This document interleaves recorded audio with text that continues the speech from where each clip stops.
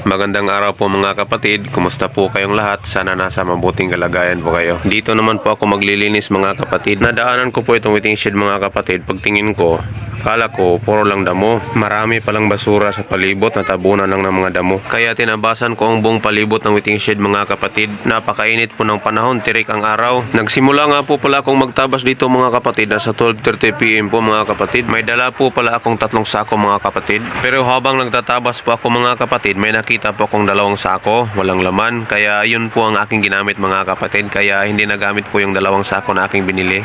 Umabot po halos mga 2 oras siguro mga kapatid bago ko natapos ang aking paglilinis sa waiting shed mga kapatid. Salamat po sa Diyos mga kapatid. Hindi po tayo nasugatan, hindi po tayo natinik kahit maraming bubog. At nairaos po natin ang ating paglilinis. Maraming salamat po sa Diyos mga kapatid. Hanggang sa muli po mga kapatid.